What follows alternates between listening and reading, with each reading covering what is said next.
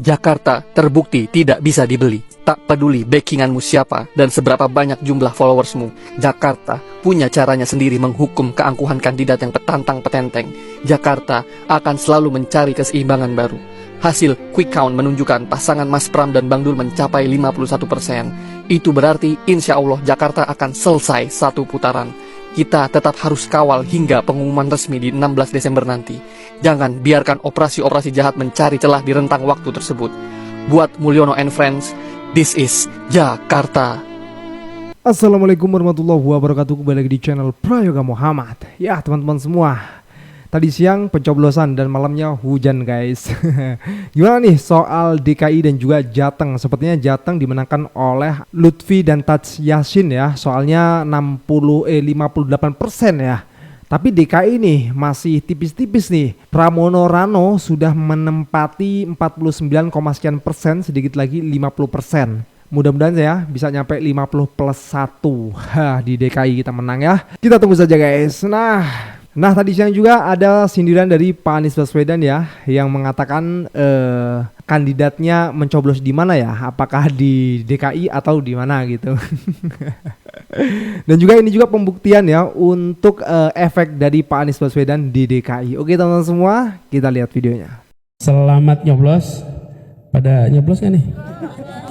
Nyoblos. Iya. Tapi unik di pilkada ini. Pesertanya pada nyoblos di Jakarta nggak deh semua? Ada yang di Bandung katanya Pak. Loh, bener dong.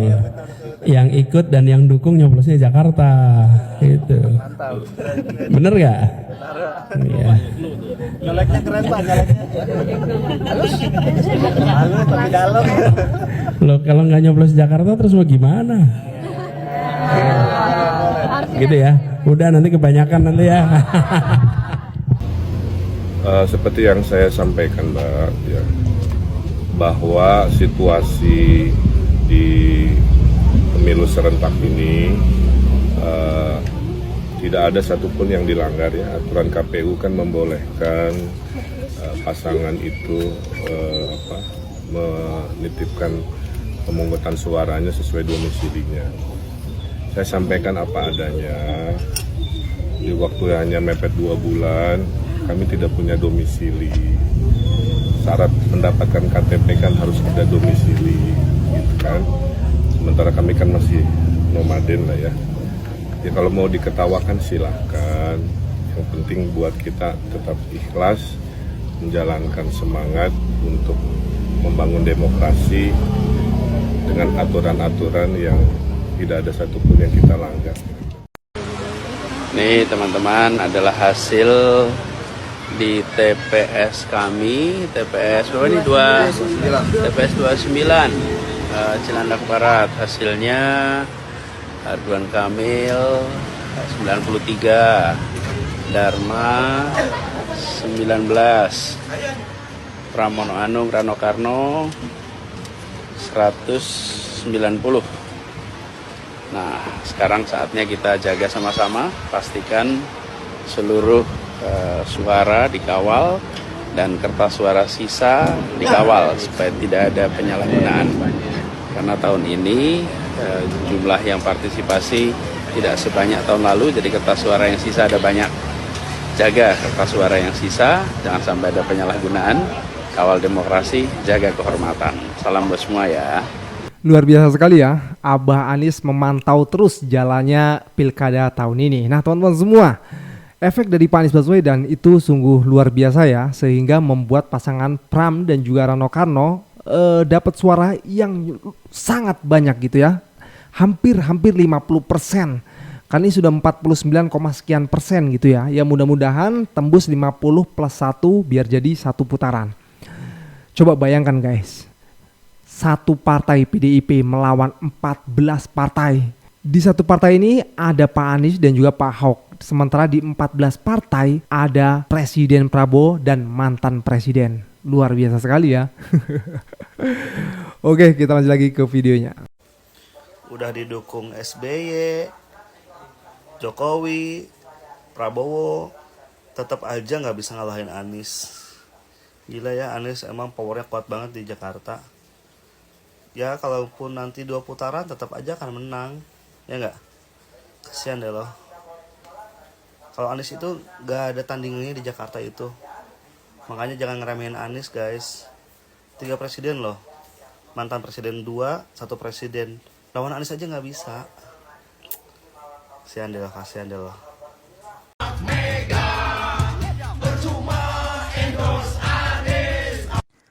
Woi Ajeng, lo punya malu nggak setelah ngelihat hasil quick count dari Pilkada DKI ini? Yang lo bilang endosan Anies kagak ada artinya itu. Lo lihat dong, hanya Anies yang mengendos Pramono Anung dari partai cuma 1 PDIP. Ternyata bisa mengalahkan 14 partai dan yang diendos 1 presiden dan mantan presiden. Apalagi lo, partai penjilat. Lo tuh kader penjilat tau nggak? Kagak ada harganya. Kalau lo masih punya malu, lo simpen tuh muka lo yang buat jijik itu ke tempayan tuh, ya. Kalau masih punya malu, atau jangan-jangan ente kagak punya kemaluan nih.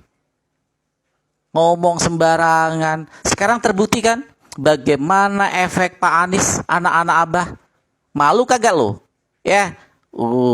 Sekarang buktikan. Ada beberapa orang yang kemudian kemarin meremehkan, percuma didukung Anies, bahkan celeng-celeng merendahkan Pak Anies, menertawakan Pak Anies, ya, meledek Pak Anies, ya. Bahkan Bahlil mengatakan didukung Anies bukanlah hal yang istimewa, kata Bahlil. Tapi hari ini tanggal 27 membuktikan Mas Pram dan Bang Dul unggul dari 3 kandidat kontestasi di Jakarta karena dukungan Bapak Anies Rashid Baswedan. Terima kasih Pak Anies Baswedan, terima kasih anak Abah. Salam Jakarta menyala. Dan teruntuk Mas Pram dan Bang Dul bahkan partai pengusungnya, jangan pernah lupakan sejarah ini dan peristiwa ini. Menyala. Guys, pada mentengin quick count Pilkada Jakarta nggak? Kalau yang versi Kompas, RK Suswono itu 40,02%, Darmakun 10,49%, dan Pramono Rano unggul di 49,49%. Kalau hasilnya benar segini, artinya nggak ada kandidat yang dapetin suara lebih dari 50%, dan ini potensial banget buat Jakarta ngadain Pilkada putaran kedua. FYI, Jakarta tuh adalah satu-satunya daerah di Indonesia yang punya privilege sistem 2 putaran. Jadi, kalau putaran pertama nggak ada yang nyentuh angka 50%, akan dilakukan putaran kedua dengan 2 kandidat teratas. Kali ini berarti duel klasik antara RK Suswono dan Pram Rano. Nah, yang bikin seru kalau 2 putaran, suara Darmakun yang 10% ini bakal jadi rebutan. Kita tahu sendiri basis pendukung Darmakun ini solid karena cara berpikir mereka yang sering kali out of the box dengan bumbu-bumbu konspirasinya. Pertanyaannya, kira-kira gimana caranya RK atau Pram buat ngerayu mereka? Karena kampanye biasa kayaknya nggak akan mempan. Tapi di sisi lain, narasi-narasi atau janji-janji yang terlalu anti-mainstream bisa juga jadi bumerang. Karena dalam situasi kayak gini, setiap persen suara bisa jadi penentu dan pendekatan yang salah bisa bikin kepercayaan publik runtuh. Anyway, 2 putaran ini juga menurut gue punya konsekuensi yang cukup serius. Pertama, resiko politik uangnya makin besar karena para calon yang lolos bakal mati-matian cari suara tambahan, gak jarang dengan cara yang gak sehat kayak suap, bansos, dan lain-lain. Kedua, perpecahan di antara masyarakat bisa jadi makin tajam karena kampanye di putaran kedua seringkali berubah menjadi ajang serangan kepada lawan dan bahkan black campaign antara kandidat. Terakhir, 2 putaran ini juga makan biaya tambahan yang gak sedikit buat KPU, keamanan, dan penyelenggaraan lainnya. Ini bisa jadi beban ekstra buat APBD yang harusnya mungkin bisa dipakai buat yang lain. Jadi menurut kamu gimana tentang putaran kedua? Coba komen ya. Ya sebenarnya pemborosan ya kalau sampai putaran kedua. Tapi mau bagaimana lagi kalau nggak ada yang menyentuh 50% ya kan? Dan juga rasa-rasanya semakin seru sih kalau ada putaran kedua. Tapi pengennya sih 1 putaran selesai. Ya nggak sih teman-teman semua? Mending uangnya bisa buat alokasi yang lain gitu. Karena kan ya masih butuh lah ya buat yang lain gitu. Tahu sendiri kan dana pilkada itu luar biasa banyak gitu loh. Kalau menurut kalian gimana guys? Sekarang baru tahu kan efek dari Pak Anies Baswedan untuk Pramono dan juga Rano Karno. Kemarin tuh yang jelek-jelekin mana sekarang suaranya? 1 partai loh lawan belasan partai. Dan yang terakhir ya, anak-anak Abah udah siapin nih tiket untuk Pak RK pulang kampung. Aduh, geli juga sih kalau dengerin itu ya. Oke, sekian dari gua, Prega Muhammad. Wassalamualaikum warahmatullahi wabarakatuh.